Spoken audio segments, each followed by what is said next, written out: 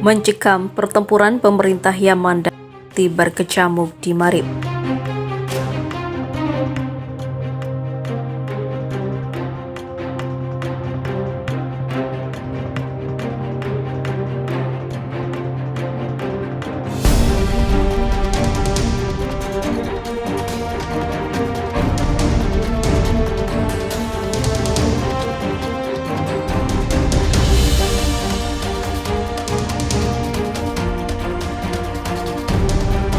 Pertempuran antara pasukan pemerintah Yaman yang diakui secara internasional dan yang didukung Iran berkecamuk di kota Marib. Pertempuran tersebut telah mengakibatkan kerugian yang signifikan bagi milisi. Bentrokan antara pasukan telah meningkat di Marib sejak awal Maret lalu. Marib adalah benteng utama utara terakhir untuk pasukan pro-pemerintah. Selain itu, daerah tersebut juga merupakan rumah bagi salah satu infrastruktur minyak terbesar Yaman. Dikutip pikiran rakyat Cirebon.com dari Al Arabiya pada Sabtu 10 April 2021, Iran telah mendukung dalam perang mereka melawan pemerintah Yaman. Tak hanya itu, Iran juga memasok senjata seperti drone dan rudal yang sering digunakan untuk menargetkan warga sipil.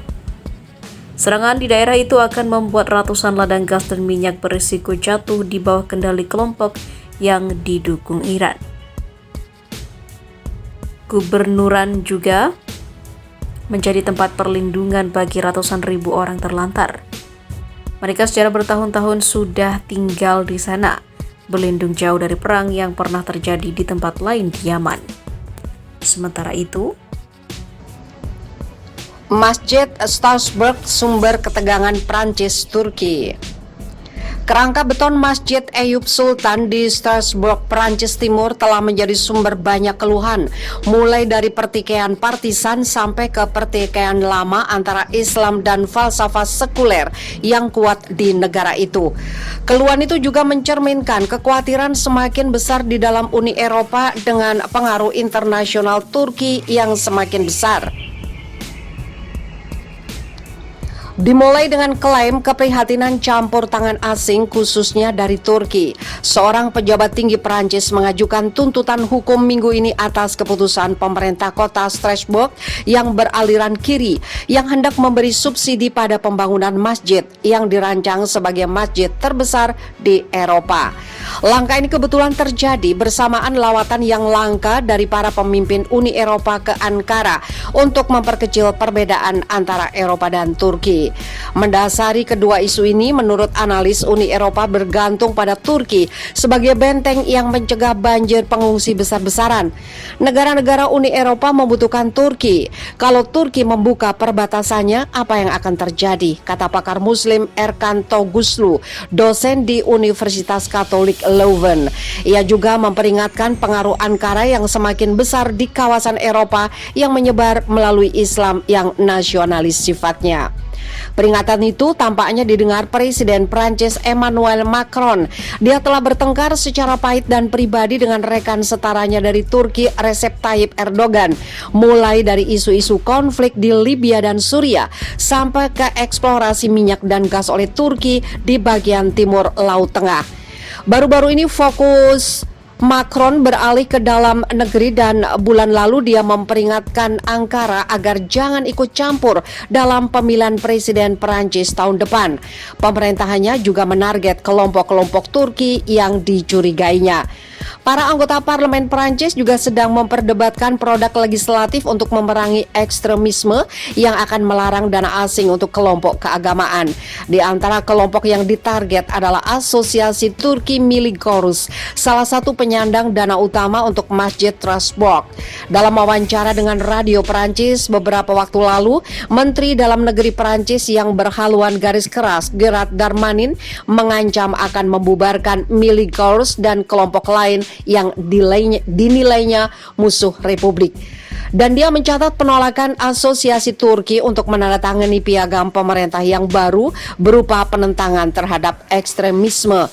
Darmanin juga menyasar wali kota Strasbourg dari Partai Hijau, Jenny Barsegian.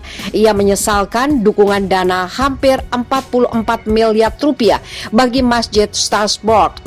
Bagi sebagian analis, pertikaian seputar pendanaan masjid dan peringatan Macron tentang kemungkinan campur tangan pemilihan oleh pihak asing kemungkinan ditujukan kepada pemilih Perancis dan kritikus mengacu pada peralihan presiden ke spektrum kanan menjelang pemilihan tahun depan. Turki bersumpah bangun kekuatan Islam melawan Israel. Pemerintah Turki bersumpah akan memobilisasi kekuatan dari negara-negara Islam untuk melawan langkah Israel yang akan menganeksasi atau mencaplok beberapa wilayah tepi barat Palestina. Hal itu disampaikan Menteri Urusan Agama Turki Ali Erbas. Perjuangan kita akan berlanjut sampai Yerusalem benar-benar bebas, katanya. Erbas mengatakan bahwa Yerusalem adalah nilai universal. Peradaban Islam memiliki ingatan akan pengetahuan dan nilai-nilai sejarah dan bahwa tidak pernah mungkin bagi Muslim untuk menyerah atas kota yang diberkahi, ujarnya. Hal yang sama juga dikatakan Menteri Luar Negeri Turki Mevlut Cavusoglu bahwa pada pertemuan Komite Eksekutif, Turki meletakkan dukungan penuh di belakang Palestina dalam melawan aneksasi Israel terhadap wilayah tepi barat.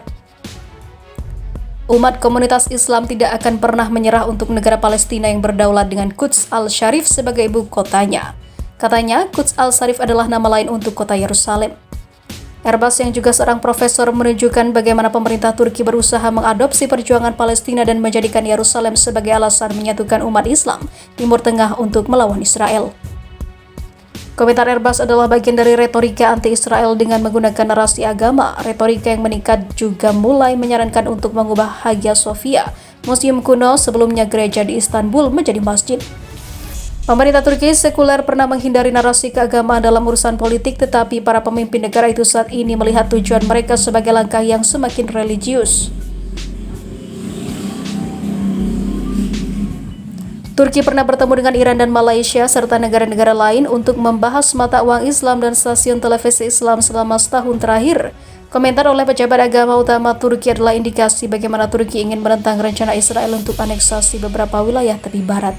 Mereka yang menduduki Yerusalem menemukan keberanian karena mereka melihat masyarakat Islam sebagai pihak yang tercerai-berai dan juga lemah, katanya.